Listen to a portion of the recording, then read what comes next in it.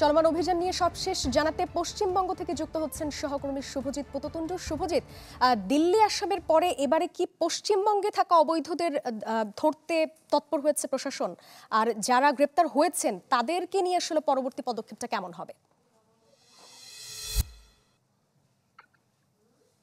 দেখো সাদিয়া, একটা কথা যে শুধু পশ্চিমবঙ্গে নয়, কেন্দ্রীয়ভাবে যে নির্দেশ দেওয়া আছে সেই নির্দেশ অনুসারে কিন্তু রাজ্যগুলো কাজ করছে। মূলত কেন্দ্রের তরফে নির্দেশ এসেছে যে যেসব জায়গায় অবৈধ অনুপ্রবেশকারী রয়েছে তাদের চিহ্নিতকরণের ক্ষেত্রে।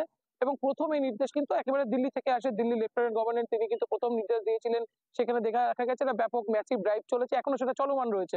পাশাপাশি মহারাষ্ট্র, কেরল, দক্ষিণের শহরগুলোর মধ্যে যেমন দেখতে পারেন চেন্নাই, ব্যাঙ্গালোর, পাশাপাশি একেবারে পশ্চিমবঙ্গ, আসাম এবং ত্রিপুরা, যেখানে অনুপ্রবেশকারীদের সংখ্যা বেশি বলে কেন্দ্র মনে করছে, এই সব এলাকায় রাজ্য সরকারকে নির্দেশ দেওয়া হয়েছে অনুপ্রবেশকারীদের চিহ্নিতকরণ এবং তাদের বাংলাদেশে ফেরত পাঠানোর ব্যবস্থা করার বিষয়ে টোটাল যে কাজকর্ম সেটা করার।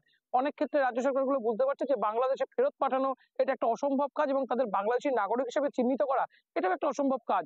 কারণ একটা জিনিস পরিষ্কার যে বাংলাদেশি নাগরিক, এটা বাংলাদেশ সরকারকেও প্রথম তাদের কিন্তু স্বীকার করতে হবে যে তাদের নাগরিক ভারতে কখনো এসেছে। কারণ একটা জিনিস তো পরিষ্কার যে ভারতবর্ষের অর্থনীতি এবং বাংলাদেশের অর্থনীতি যদি দেখেন, সেক্ষেত্রে পার ক্যাপিটা ইনকামে ভারতবর্ষ কিন্তু বাংলাদেশের থেকে কিছু ক্ষেত্রে পিছিয়ে। ফলে যেখানে অর্থনৈতিকভাবে বাংলাদেশ সবল, সেখানে অর্থনৈতিক সমৃদ্ধির জন্য যে শুধুমাত্র ভারতে বাংলাদেশিরা চলে আসবে এমন কথা বাংলাদেশ সরকার আগেও অস্বীকার করেছে। একেবারে যদি আপনি দেখেন প্রধানমন্ত্রী বা সাবেক প্রধানমন্ত্রী শেখ হাসিনা যে সময় ছিলেন, তিনি কিন্তু সরাসরি মুখ্যমন্ত্রী যখন সে সময় জ্যোতি বসু ছিলেন তার মুখের উপরে বলেছিলেন যে বাংলাদেশের অর্থনৈতিক পরিস্থিতি এমন নেই যে বাংলাদেশ থেকে অনুপ্রবেশ হতে পারে। ফলে একটা জিনিস পরিষ্কার, বাংলাদেশ থেকে ওকে স্বীকার করতে হবে এবং যেভাবে অনুপ্রবেশের কথা বলা হচ্ছে সেটা ঠিক কতটা বাস্তবসম্মত সেটাও কিন্তু খতিয়ে দেখার বিষয় রয়েছে। এবং সব দিকে কিন্তু ড্রাইভ চলছে, পশ্চিমবঙ্গ ড্রাইভ চলছে এবং পশ্চিমবঙ্গের বিভিন্ন জেলায় জেলায় যে ড্রাইভ চলছে সেটা কিন্তু হয়তো আগামী 10-15 দিন আরো বেশি চলবে এবং তারপরে তো কেন্দ্রীয় সরকারকে এই রিপোর্ট প্রত্যেক রাজ্য সরকার পেশ করবে। শুভজিৎ, আপনাকে অনেক ধন্যবাদ। আমাদের সঙ্গে যুক্ত ছিলেন সহকর্মী শুভজিৎ পুততুণ্ড।